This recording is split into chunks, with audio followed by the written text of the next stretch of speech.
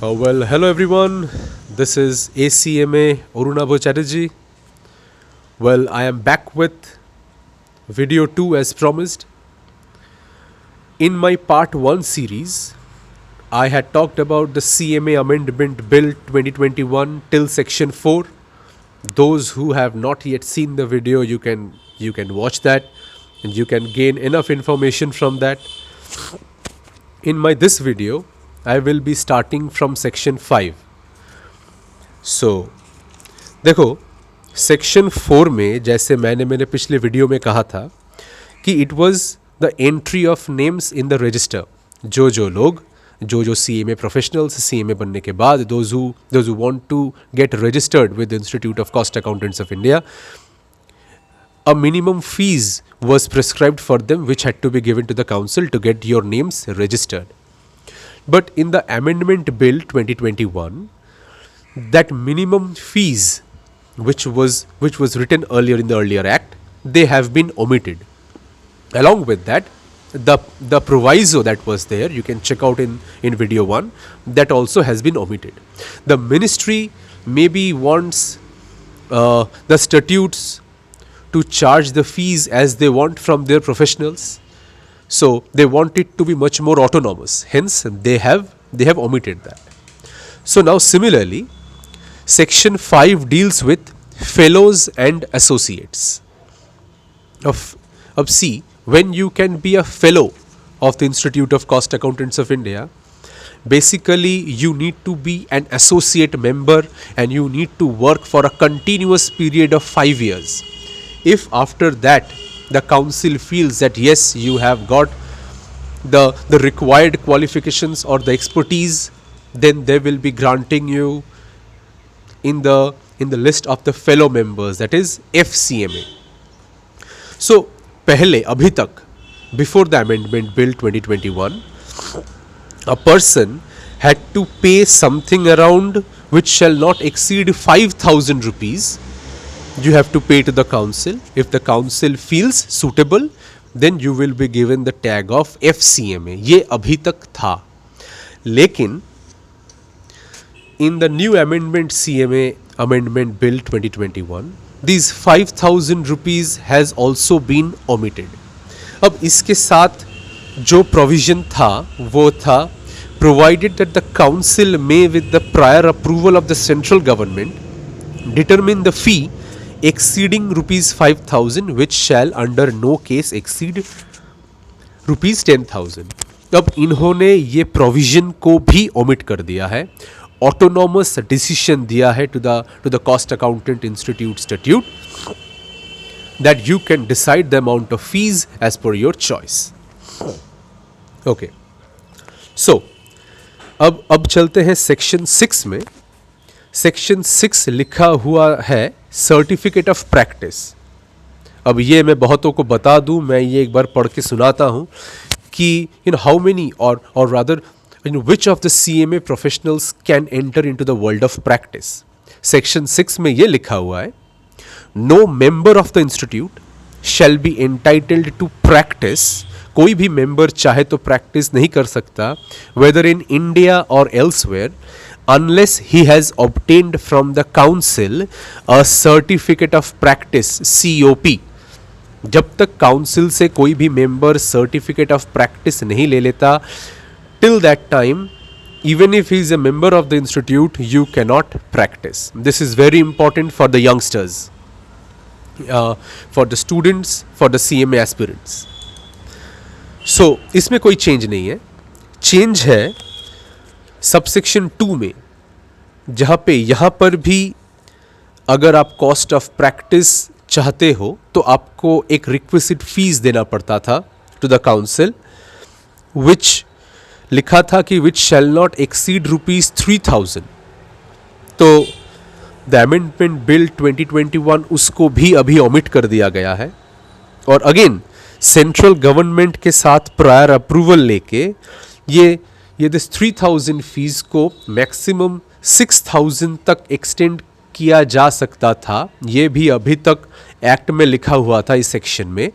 इसको भी the new amendment bill omit कर दिया गया है. मतलब कोई भी अमाउंट के बारे में ये लोगों ने नहीं बताया है अभी.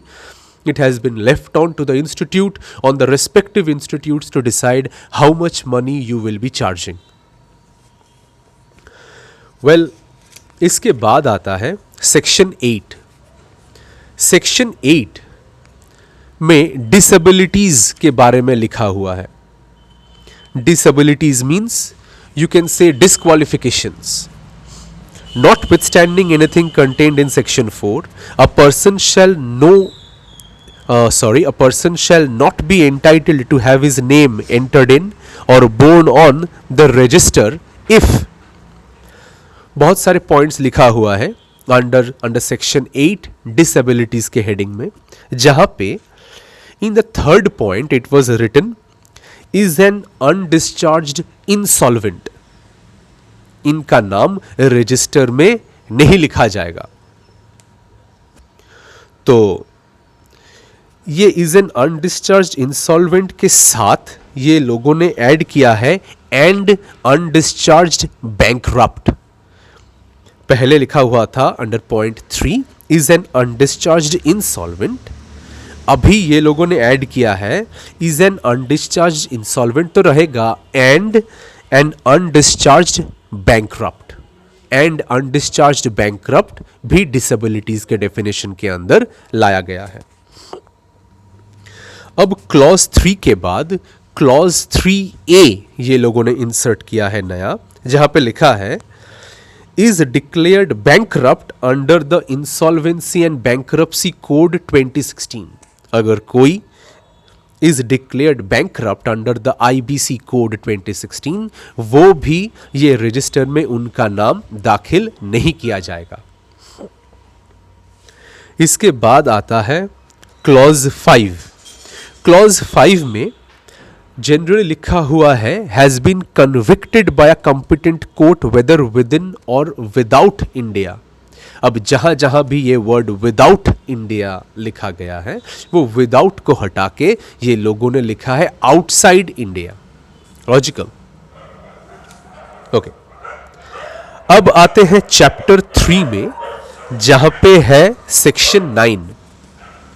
अब सेक्शन 9 का सबसेक्शन 2 में, ये मैंने मेरे पिछले वीडियो में भी कहा है कि जहां जहां वर्ड रहा है रजिस्टर, ये लोगों ने इसको लिखा है कि register of members, to be more specific. अब चलते हैं सेक्शन 9 सबसेक्शन 2 के क्लॉज बी में. बी में लिखा हुआ था, जरा ध्यान से सुनो. बी में लिखा हुआ था provided that a fellow of the institute who has been found guilty of any professional or other misconduct and whose name is removed from the register or has been awarded penalty or fine shall not be eligible to contest the election. अब ये election का बात कर रहा है इन the council members. तो वहां पे लिखा हुआ था in case of misconduct falling under the first schedule of this act for a period of 3 years, कि वो 3 years तक is removed from the register or he will not be able to contest the election. अगर वो misconduct का first schedule में गिरता है तो वो for a period of 3 years election conduct नहीं कर सकता. अब ये लोगों ने क्या किया है, ये 3 years को चेंज करके 4 years कर दिए हैं. मतलब अगर कोई फर्स्ट शेड्यूल ऑफ मिसकंडक्ट में आता है तो वो इलेक्शन में कंटेस्ट नहीं कर सकता for a period of 4 years instead of 3 years. Okay, उसके बाद इन केस ऑफ, ये था सबसेक्शन 2 में, in case of misconduct falling under the second schedule of the act. अगर कोई सेकेंड शेड्यूल का मिसकंडक्ट में फॉल करता है, तो पहले लिखा था कि for a period of 6 years from the completion of the period of removal of name in the register, वो कंटेस्ट नहीं कर सकता इलेक्शन में 6 years. अभी ये नया अमेंडमेंट बिल वो 6 years को 8 years तक एक्सटेंड कर दिया है. The word 6 years has been extended to 8 years. Okay, अब देखिए सबसेक्शन 4 में लिखा हुआ है या फिर लिखा हुआ था, no person who has been auditor of the institute shall be eligible for election to the council under clause A for a period of 3 years after he ceases to be an auditor. यहां पे लिखा हुआ था no person who has been auditor of the institute, no person. ये लोगों ने person के जगह पे लिखा है no member of the institute और any partner of the firm shall be eligible for the election of the council. पहले लिखा गया था no person who has been the auditor of the institute, ये लोगों ने पर्सन को हटा के लिखे हैं no member of the institute और any partner of the firm. और यहां पे था for a period of 3 years after he ceases to be an auditor. So ये 3 years को हटा के टाइम लिमिट को बढ़ा दिया गया है, 4 years कर दिया गया है। सो अभी ये ऐसे पढ़ेगा, no member of the institute और any partner of the firm shall be eligible for election to the council for a period of 4 years after he ceases to be an auditor. I hope it is clear to you. अब आते हैं section 12 में। अब देखिए section 12 में president and vice president के बारे में बताया गया है। ये लोग कहता है कि the council at its first meeting shall elect 2 of its members to be respectively the president and the vice president thereof, and so often as the office of the president or vice president becomes vacant, the council shall choose a person to be the president or the vice president as the case may be। ये था section 12 subsection 1 में अभी तक लिखा हुआ था। ये लोगों ने अभी क्या कर दिया है, पैरा 2 में इसका एक प्रोविजन था जो कि था provided that on the first constitution of the council a member of the council nominated in this behalf by the central government shall discharge the functions of the president until such time as a president is elected under the provisions of this subsection। तो ये लोगों ने second paragraph का अभी मैंने जो provision पढ़ा, ये प्रोविजन को ओमिट कर दिया है। लेकिन सेक्शन 2 के बाद सेक्शन 2 सबसेक्शन 1 जो था वही है, उनका जो प्रोविजन नीचे लिखा हुआ था जो मैंने पढ़ा उसको ओमिट कर दिया गया है। अब है सबसेक्शन 2 जहां पे लिखा हुआ है the president shell be the head of the council, ये लिखा हुआ है सेक्शन 12 सबसेक्शन 2 में।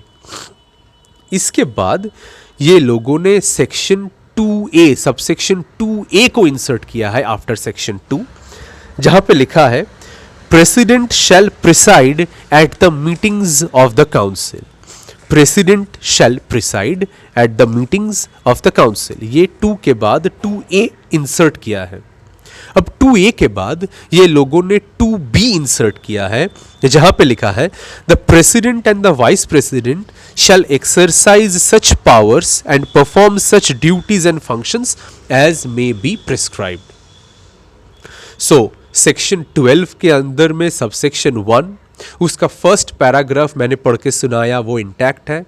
सेक्शन 1 के साथ एक प्रोविजन था, उसको ओमिट कर दिया गया है। सेक्शन 2 में सबसेक्शन 2 में लिखा है the president shell be the head of the council, उसके बाद सबसेक्शन 2A इंसर्ट किया है, फिर क्लॉज 2B इंसर्ट किया है।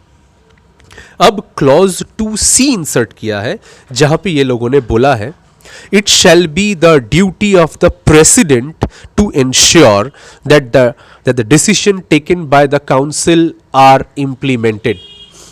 प्रेसिडेंट को ज्यादा उत्तरदायित्व दिया गया है कि it is your duty to see that the decisions that are taken in the council they are properly implemented. सही बात है, होना ही चाहिए। फिर आता है 2D, ये लोगों ने फिर से इंसर्ट किया है जहां पे ये लोग बोल रहे हैं if for any reason a vacancy occurs in the office of the president और if the president is absent for any other reason, or is unable to exercise the powers or perform the duties assigned to him, the vice president shall act in his place and exercise such powers and perform the duties of the president. अगर किसी दौरान president is unable to perform his duties or exercise the powers that he has been conferred, in that case, in his place, the vice president will be concerned with the duties of the president. Okay. अब जहां जहां भी section 13 में जहां जहां भी the word था register, उसको रजिस्टर ऑफ मेंबर्स में सब्स्टिट्यूट कर दिया गया है. सेक्शन 13 का हेडिंग है resignation of membership and casual vacancies. वहां पे हर जगह जहां पे रजिस्टर लिखा है, it has been substituted by register of members. Video काफ़ी लंबा होता जा रहा है. I will make a part 3 video. I will start from the amendments of section 15 onwards in my next video. Hope you are understanding till this much that I'm saying you. If you have any problem in understanding, do write it up in the comment section. I hope to give you a reply as soon as possible with all the understanding and knowledge that I have. Do share the knowledge which you are receiving from this video, because जितना share करोगे knowledge उतना बढ़ता है. Stay tuned for my part 3 where I will be starting from the amendments of section 15. I hope you will find this informative. Every CMA aspirant who is associated with the CMA profession or the institute must know these things. So this much until today. Thank you for listening. More until the next video. Stay tuned. Thank you so much. Have a good day. Thank you.